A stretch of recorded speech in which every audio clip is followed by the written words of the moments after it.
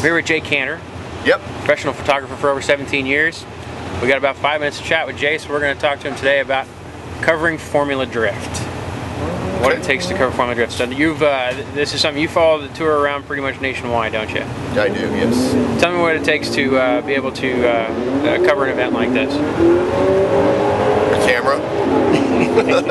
I mean, you know, I've been, as you said, I've been shooting professionally for, you know, over 17 years, so I've covered all kinds of motorsports, dealt with all kinds of personalities. Obviously, I have a lot of personalities. A lot of people here know that I don't really shy away from too many subjects.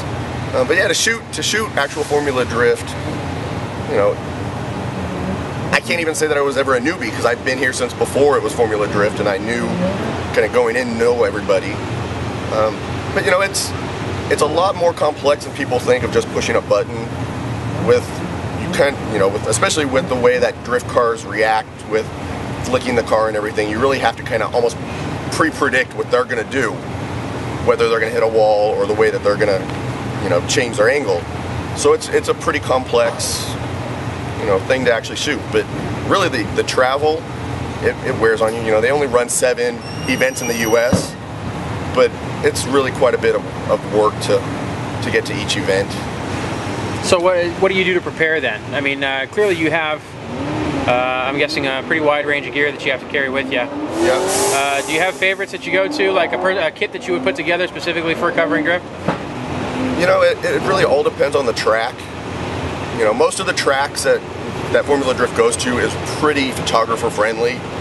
You know, a lot of guys now are coming out with real big pieces of glass. You know, I see a lot of guys that have like 400 and 500 millimeter. But you can really get away with a 70-200 is really my main go-to lens for most on-track stuff, because you're able to get that close to the action where you can use 200 millimeters really effectively. So that's really my main, one of my camera bodies. I'll use a 70-200, and then my other main lens that I use is a 24-70. So that really covers a pretty broad range of focal lengths. So being that it is probably a little bit more difficult to cover because of how wide range it is around the country and so few events, what keeps you coming back? Well, when I was young and really started to get into photography, you know, I'm kind of always been a gearhead. So, you know, as I said, I've covered so many American Le Mans series. I've covered a lot of road racing, drag racing series, motorcycle stuff.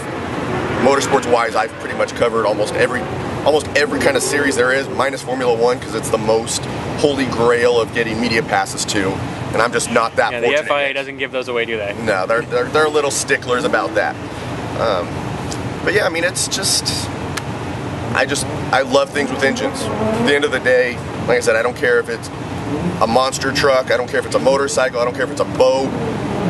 And the drift car thing is so interesting because, you know, I grew up becoming a known photographer in the industry with a lot of the sport compact stuff. So I helped develop a lot of magazines and things like that. So drifting is such an interesting sport. You know, a lot of guys have the V8s now. That's the popular thing. You know, it's more affordable in the long run to run a V8. But you know, there's all these Nissan cars. We've got Mazda Miatas. We had a Hyundai Genesis.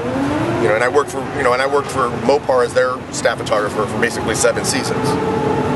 So I was there with a Viper, so we had big motors and stuff like that. But just the eclecticness of the personalities of people, the types of cars that they have, and it's a big style thing. There's guys that come out here that are the pretty boy with the nice jeans and the groomed hair, and then there's just the real backdoor barnyard, build the thing in your driveway.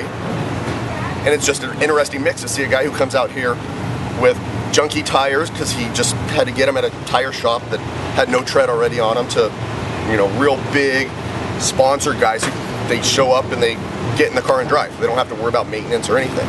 So it's a real interesting mix, and that's really one of the reasons why I like drifting so much, is just the eclecticness of everything that goes on. Cool. Right on. All right, well, there you go. There's 5 minutes with Jay Canter, and we're going to have a feature coming up on My Life at Speed with Jay and talk more about his career and some of his favorite shots to be featured. So keep an eye out for that. Thanks a lot, Jay. Thank you.